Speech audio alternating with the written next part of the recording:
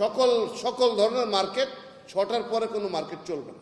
দোকানপাট যে বললাম 6টার সময় বন্ধ হয়ে যাবে সব। স্থিতিশীল জ্বালানি ও বৈশ্বিক পরিস্থিতির প্রভাব মোকাবেলায় সরকার একগুচ্ছ সিদ্ধান্ত নিয়েছে। সিদ্ধান্ত অনুযায়ী সরকারি বেসরকারি সব অফিস সকাল 9টা থেকে বিকেল 4টা পর্যন্ত চলবে। বর্তমানে সকাল 9টা থেকে বিকেল 5টা পর্যন্ত অফিস চলে, আর ব্যাংকিং কার্যক্রম চলবে সকাল 9টা থেকে বিকেল 3টা পর্যন্ত এবং ব্যাংক বন্ধ হবে বিকেল 4টায়। এছাড়া দেশের সব ধরনের মার্কেট ও শপিং মল সন্ধ্যা 6টার পর বন্ধ রাখতে হবে। তবে জরুরি সেবা যেমন কাঁচা বাজার, খাবারের দোকান ও ওষুধের দোকান এই নির্দেশনার বাইরে থাকবে।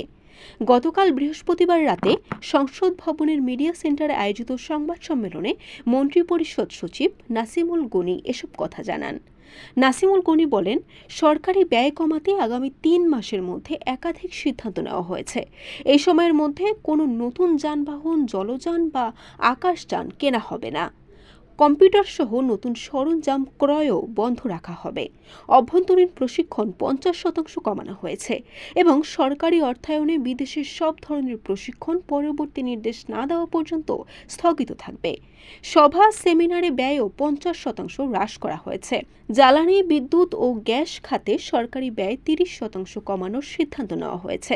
পাশাপাশি অপ্রয়োজনীয় ভ্রমণ ব্যয়ও 30% কমানোর নির্দেশ দেওয়া হয়েছে বলে তিনি জানান।